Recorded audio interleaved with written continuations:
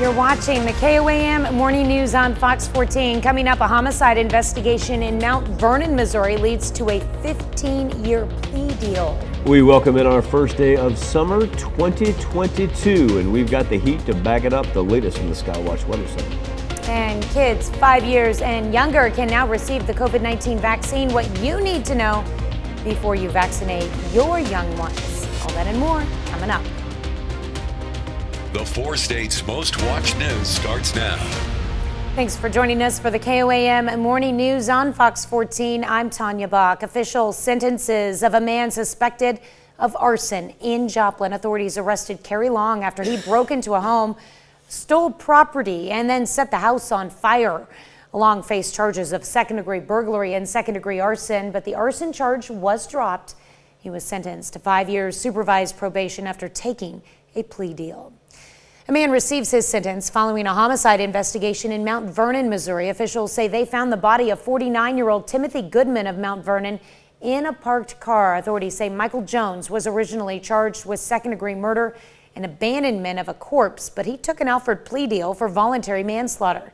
And he was sentenced to 15 years to the Department of Corrections with credit for 5 years served and a $68 CVC fee.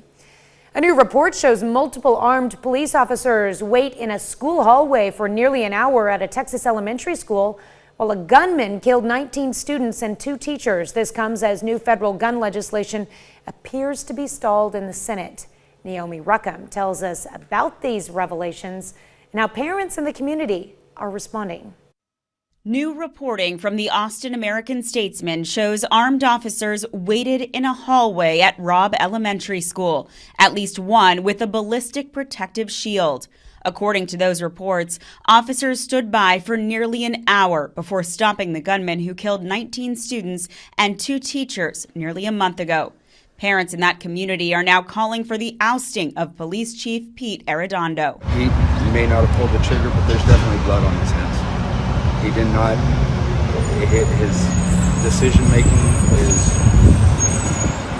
completely negligent. Surveillance video obtained by the paper also indicates officers were at the school within 19 minutes of the gunman, earlier than previously known. Lord, we pray for our children. At an emotional school board meeting last night, relatives of those killed criticized the police response and what they call lax security measures. My mom died protecting her students, but who was protecting my mom? This will always haunt me and should always haunt all of you. How are we supposed to continue our lives here, knowing that those people that are supposed to protect us let down our family? A committee in the Texas State House is currently investigating the police response to the shooting, and state senators are calling for a special session on gun safety. Among other proposals, Democrats want to raise the legal age for owning an assault weapon from 18 to 21. These tragedies will continue to happen until we pass some basic common sense gun safety measures. This comes as national gun reform legislation appears to be stalled in the Senate. Lawmakers had hoped to reach a deal before going on a 2-week recess for the 4th of July. Naomi Ruckham, CBS News. New information about the police response will be presented at a public Texas Senate hearing in Austin today.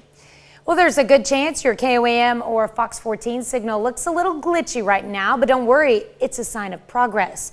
We started broadcasting from a lower temporary antenna while a crew installs a new, more technically advanced antenna at the top of our tower. It's the final step in our More Power project. This allows some viewers who previously lost our signal to get us once again. And if all goes to plan, we'll be back up and stronger than ever soon. Well, if you've always wanted to skateboard or tried and didn't get the hang of it, today is your lucky day because it's Go Skateboarding Day. It's observed every year on June 21st.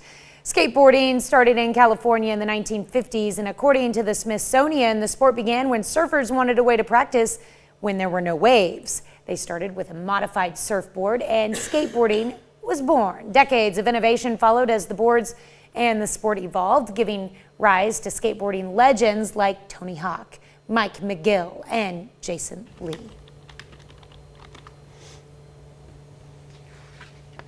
Are you a fan of skateboarding? I do not have the balance required. mean, I certainly did as a kid and whatnot. I backed off. The wise one had a longboard, and that's how that person got around in their younger years. Longboards are really not for tricks, just for like to get to point A to point B kind of thing. No, but I'll still take it out of the parking lot, the church parking lot. I haven't broken an ankle so far. So, still, it's still fun. Yeah. I'm more like that dude right there.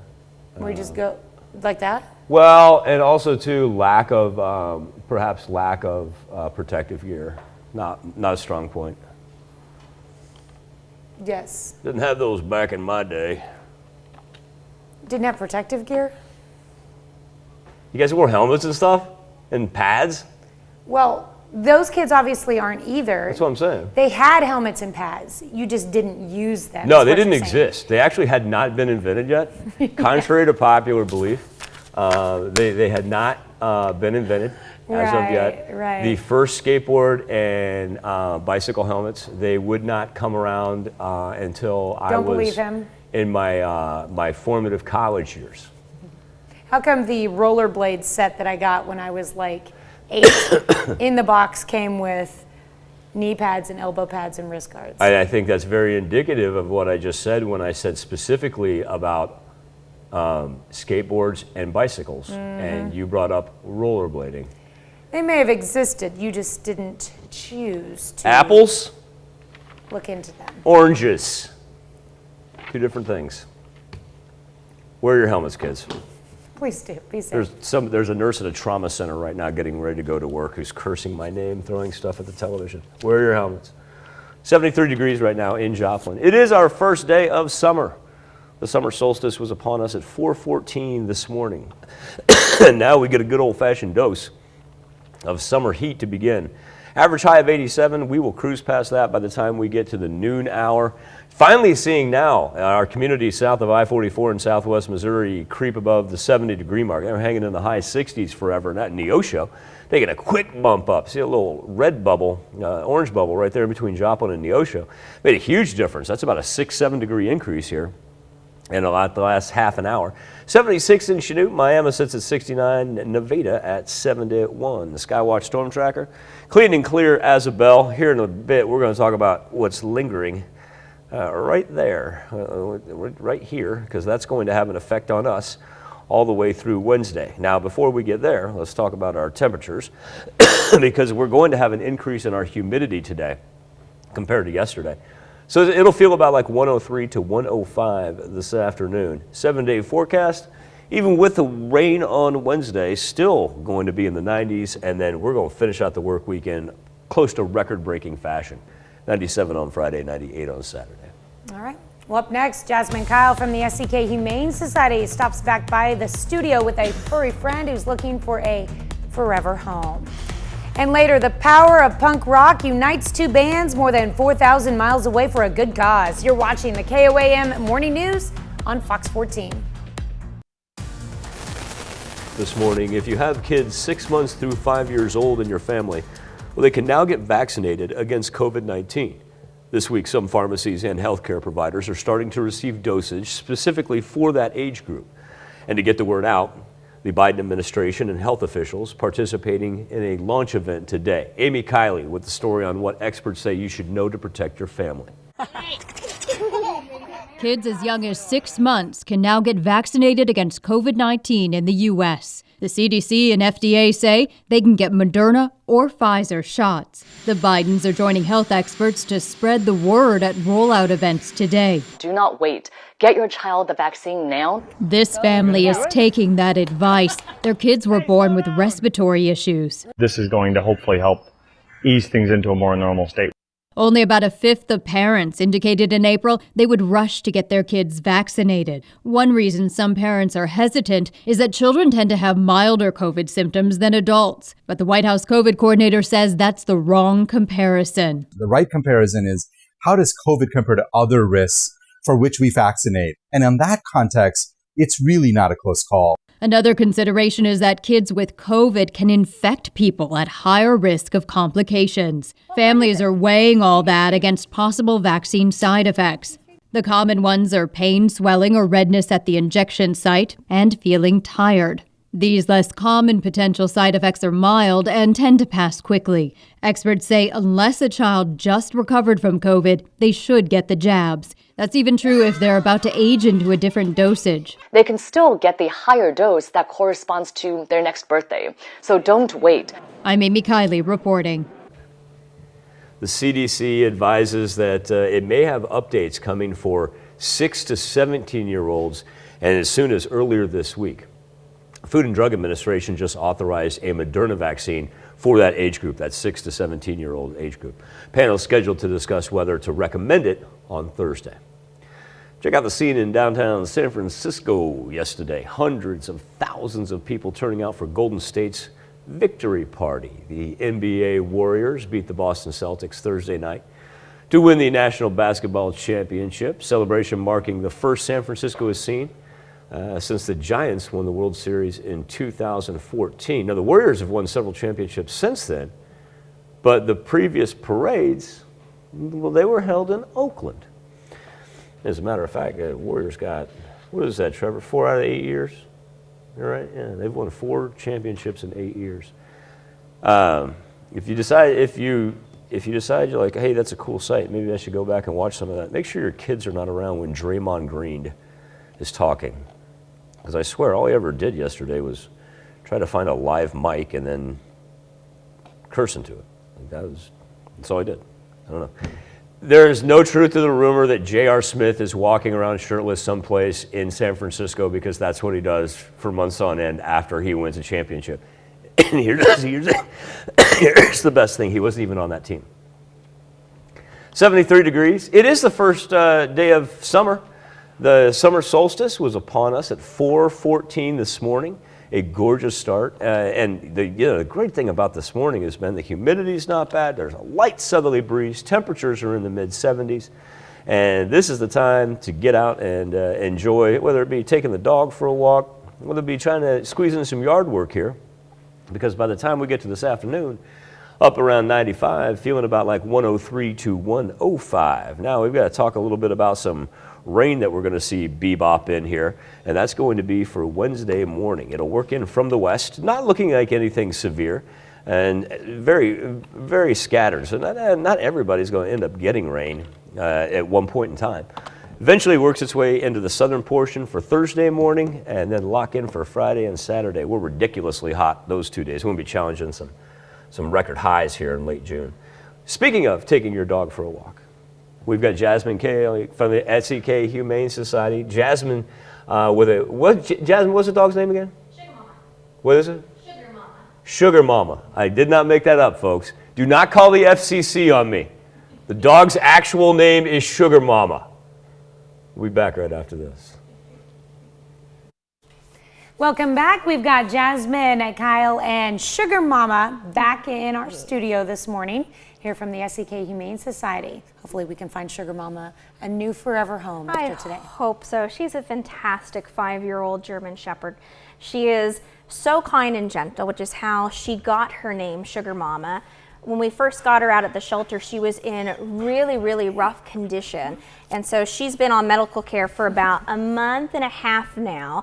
And she knows how to sit, thank you very much. And she knows how to shake as well. Can you give me a hand? Thank you so much. And she's very sweet with kids. She's great with other dogs too. So if you've been looking in particular, because we do get calls about German Shepherds, we don't get them very often, then you may have found your perfect fit right here.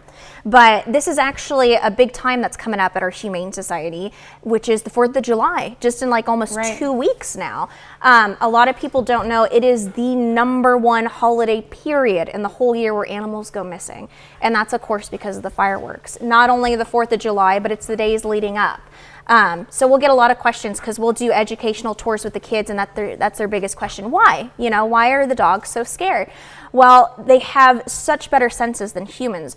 Their noses are thousands and thousands times stronger than a human, so of course they automatically smell that gunpowder. Their ears are more sensitive than ours, so not only do they hear the boom of that firework, they're listening to the echoes. Think of like a bat. They can hear those bounce off every single house, and it's very firecrackers, not just one, it's multiple ones over and over and over and over again. Exactly. And you've got that. It's not a one-time occurrence, like you said, that is happening for hours and hours and hours. It's not like they understand, yes, they can learn up to 300 commands, but they don't understand that this is a holiday and what that holiday means and what the fireworks are. So it can be a very confusing time. And of course, to them, that is of course going to be scary, and them going to the family members and be like, hey, we should go inside. So we know it's very tempting that there's a lot of 4th of July parties, and to have your dog out when you're eating those hot dogs, when you're getting those firecrackers ready, please don't. Just let them be inside. The number one reason that dogs will go missing is because of those parties, because somebody will go in, let's say Uncle Jim goes in to get an extra plate of food, and that door does not click behind them. And that's all it takes. Even a dog that's been with you for 6 years and you would think would never do this, unfortunately it's that fight or flight instinct. And with family dogs, that is going to go into a flight to get out because they don't know what's going on. And that's how dogs will roam so far too, because again, like you said, it's not a one-time occurrence. There's multiples going off, so they're constantly running and running and running farther away. So our biggest tips are: 1, keep animals inside. Please, please, please, please, don't risk it. Second thing, make sure your tags are up to date. If they've got a wearing collar, you've got 2 weeks, go get a new collar. We have some free ones at our shelter. If you're in desperate need of a collar, please call us. I will hook you up.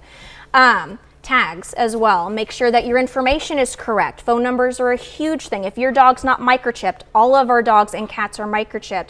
If you have an old phone number and your dog goes missing and is picked up, how will we be able to contact you? How will that vet or animal control facility? Because it's our job, and what we want more than anything is for your family member to get back with you, of course. So make sure everything's up to date. And the third thing, this is often mislooked, and thankfully with this generation, it's not a huge problem, but make sure you have an up-to-date picture of your fur babies that's missing. Don't post a baby picture, because that's what people are going to be looking for, is a 5-month-old German Shepherd puppy that's going around instead of an 8-year-old, or somebody that looks completely different than your puppy did many years ago.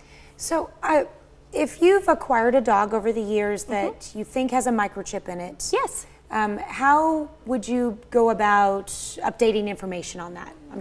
Yeah, absolutely. So it depends on how you bought the microchip in the first place. So like with us, whenever you adopt from the SCK Humane Society, you actually get a packet with you. So you go home, you log into the website, and you're able to upload your information. Same thing with those websites. You can go in and update that information as well. Now, I don't know what other vets' websites are, but I would could guess. take it somewhere and get it scanned, and then would something pop up that you could update? No, it has to do with the website and the registry, because the scanning is just letting us know what is on that tag. So if you don't know anything about the microchip that's in that dog, you may have to get them re-microchipped, is that? Potentially, but mostly when we microchip, there's actually, it comes up as a big giant number, right? And that tells us what organization, what company is with the microchip.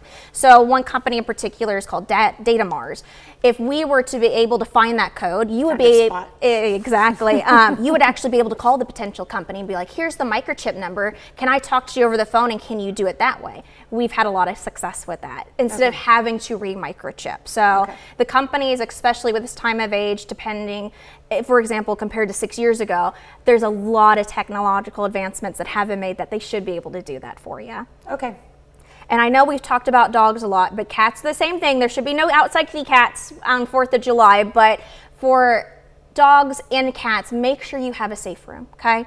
Somewhere that they love. I really don't like living room spaces because, again, if you're having a party, that's a lot of foot traffic, that's a lot of potential doors being left open. Have a bedroom separated for them. Have their favorite toys. Have their favorite comfiest blankets. Lots of blankets. We'll love that because dogs and cats, that manner, will like to hide underneath them. Make sure that there's nice little dark cozy places where they're going to feel comfortable with staying in that room and feeling like they're safe. And again, we know 4th of July, everybody has lots of time with wanting to do things with their family that night, but make sure to come in and check on them because that night can be quite scary for them, and they're trying to see if you guys are okay at the same time. So every 30 minutes, I personally like to go in and check to make sure that the fort's okay, that Mr. Jim's okay, that everybody with fur legs and 2 legs is doing okay in the household, no matter what. Real quickly, before we go to break, if you're interested in adopting Sugar Mama, how would you go about it? Yeah, so our website, it is thesekhumanesociety.com. She is actually on there right now, so you can go on and submit an adoption application, and we're still open to the public on weekends. So this weekend, Saturday, Sunday, open at noon to 4 Saturday, 1 to 4 on Sunday. You can come on out there. And if you have another dog, please bring them. We actually want to do meet and greets. We never want another dog to come into another new territory and you guys have to figure that out in your own hands. We'll actually do play groups with you guys. I know, you're ready. All right, well, Sugar Mama is definitely ready to find her forever home, and there's lots of other animals out there as well who are. Thank you so much for coming in this Not morning. a problem, thank you guys. We'll be right back. We take this time to honor this morning's four-state hero, Meldon Strickland. Senior Chief Petty Officer Strickland served in the United States Navy, a craft master and salvage diver. He earned the Navy Commendation Medal as well as the Good Conduct Medal and several other awards. A native of Erie, Kansas, we salute you, this morning's four-state hero, Meldon Strickland. Now, if music is a universal language, that's certainly the case for two bands based more than 4,000 miles apart. David Daniel explains. He's got today's Hollywood Minute. That's We Shall Overcome by Boston Celtic punk legends Dropkick Murphys, performed by the Ukrainian Celtic punk band O Hamsters, with the Murphys' Ken Casey singing background vocals in Ukrainian. The video showcases Ukrainian artists and links to relief organizations raising money for Ukraine. 8,000 windfall tickets is like $29,000. No. $16,000. Math wasn't Rainn Wilson's only problem filming Jerry and Marge Go Large. His scenes, set in New England, were actually filmed in Georgia in summer. This is what an actor does. We deeply pretend. So I deeply pretended that the 105-degree days and the 90% humidity of Atlanta was Western Massachusetts, and hopefully that comes across the screen. Yeah, come on. I got work to do. I'm busy. In Hollywood, I'm David Daniel. Not gonna lie to you, when the gentleman there from the Ukraine punk band came on, that threw me for a loop. I kind of envisioned that they would probably have some physical nature crossover, just the way Ken Casey looks, and I did not see that one coming when he started singing. That was pretty neat. We've got another half hour of news and weather just ahead. Coming up on the KOAM Morning News on Fox 14, Tommy Eldridge from the American Legion stopping by to tell us about the Kansas Legacy Run and how we all can help.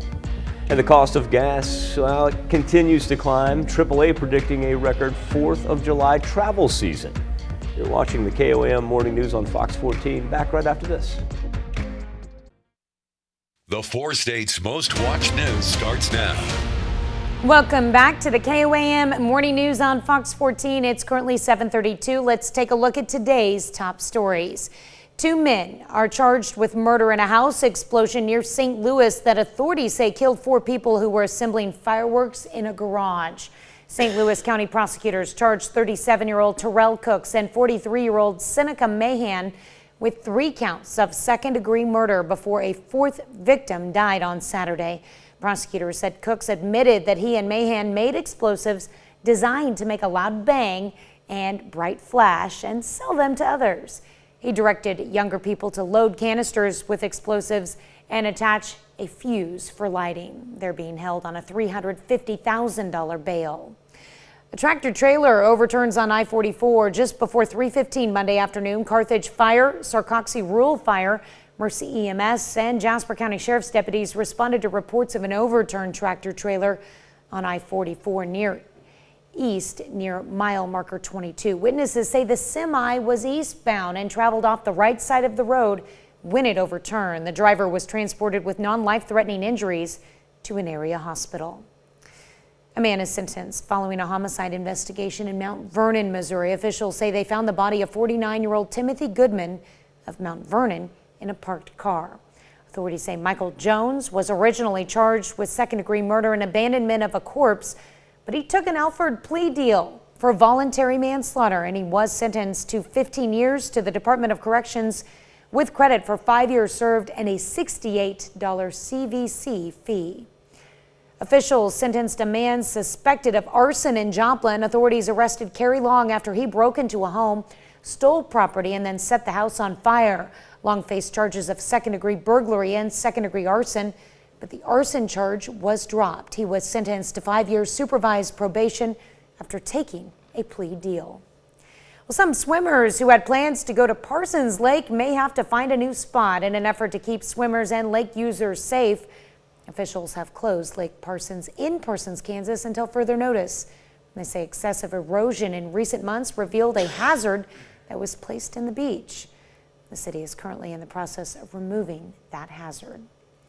Community Blood Center of the Ozarks is asking for help to replenish blood supply for Southwest Missouri. According to the organization, blood reserves are low with less than 2-day supply available.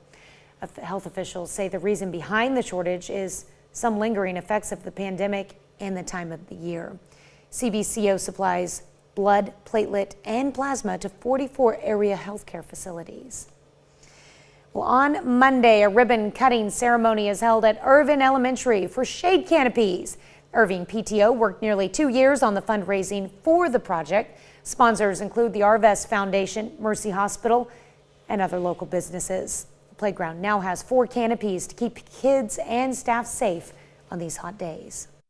About 2 years ago, our amazing PTO surveyed our staff and teachers, and that was a large ask from them of, my goodness, it would be nice to have some shade for the kids as well as them. An anonymous partner offered to donate full installation services, saving an estimated $12,000 in additional project costs. Father's Day may be over, but we're still celebrating good dads, and that happens to be the name of a program provided through the Alliance of Southwest Missouri right here in Joplin. The Good Dads program is in its second year of helping non-custodial fathers establish a relationship with their children. On Monday, both past and present graduates of the 15-week course got together to have some fun with their kids, doing arts and crafts and bonding over games. One graduate shares why he recommends the program. Any father out there that is struggling with relationships with their kids and things like that, you're going to learn lots of tools and techniques through this program, which has helped me a lot, especially to communicate with my teenager. The next Good Dads class will begin on July 11th. It's free to sign up. If you or someone you know would like to register, you can learn more by checking out this article on our website at KOAMnewsnow.com. Well, at this restaurant, you eat the food off of an unusual instrument. It's a mining-themed restaurant. The Mine Bistro in Wales serves its plates on shovels or slates. Menu items like hamburgers, steak, and French fries are served this way. Small diner features mining artifacts, pictures, and paintings by local artists to promote the town's heritage. The Mine Bistro's popularity has grown significantly, currently with a 2-month wait time for a table. 2 months. Pretty not cool 2 idea. hours, 2 months. I think that's pretty unique. The only draw, you know me, glass half empty, Mr. Practicality over here. If I'm going out with a group of friends, okay, where do the handle of the shovel, we got like my plate, where's Well, did you see that shovel had only like a foot-long handle? Yeah, still, I mean, I don't know. It feels like I'm going to get in somebody else's way. Well, I think it's cool. put the shell, if you're left-handed, put it on your left side. You If can you're tell that's a right-handed, put it on your fancier right restaurant than what I ever eat in. That's for a for big sure. burger. Oof. Yeah, they whip out a plate like that. Hey, they're not letting hay slip into that establishment. That dude obviously has culture and has taste. And he has no one sitting directly next to him to get hit by his Like hand. I said, he's culture and he has taste. Temperatures right now, low to mid 70s. Run, Michael, run. Get up into the 90s here later on this afternoon. We'll roll mid 90s as a matter of fact. Feel about like 103 to 105. A little light rain coming Wednesday into Thursday. No break from the temperatures. High 90s. Finish off the week. Back right after this. Welcome back. I'm joined by Tommy Eldridge here with the American Legion Riders, here to talk about a legacy ride that starts on Thursday and continues through Sunday. It's a 4-day ride traveling over about 850 miles? 850 miles. Wow, that's a long ways to ride on a bike. Yeah. Yeah. Well, they split it up on 4 days, so it's not quite so bad. They started Independence, Kansas, go to Coffeyville, Chetopa, then Baxter Springs. So you have several stops along the way. You're Yes. going to go through, is it through, it's not through the entire state of Kansas, it's more like just the eastern part of Kansas though, right? This year it's the eastern part. Next year will be the western. Okay. They split it each year. And they'll go from Baxter Springs to Pittsburgh to Fort Scott to Chanute to El Dorado the first day. Then they go El Dorado, Lebo, Perry, Leavenworth the next day. Leavenworth, Oskaloosa, Atchison, St. Joseph, meet up with some of the Missouri riders, and then the last day into Savannah, Missouri, and then the last day they go to Topeka and Salina. So in each city that you stop in, you have a purpose for each stop too. You're stopping by memorials, or they lay a wreath usually at each memorial that they stop at. Okay. And the Legacy Foundation is a scholarship fund that ensures higher education for children of parents who lost their lives or became 50% disabled since the terrorist attack on September 11th, 21. And we're building steadily towards 20 million, but at the same time we're issuing scholarships to qualified young people for disabled or lost veterans. Okay. And so how much did you say you've raised so far? And this is over the time of doing the Legacy Ride, not just this year. Their goal was 20 million. Okay. Okay. I believe last year they raised right at $10,000. Wow. On the Legacy Run.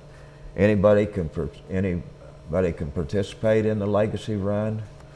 Is there a cost to participate in the ride No itself? cost to participate. They accept donations anywhere along the line.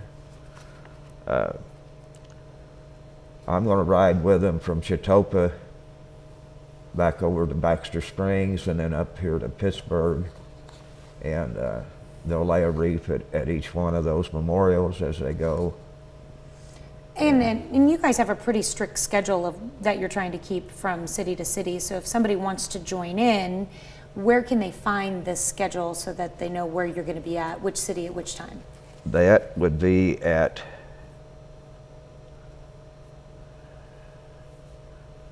I lost it. There's a website you can go to. Do we have that information? There we go. We have information up on the board there. You can go to KansasALR.com. Route map. Okay, yeah, KansasALR.com there.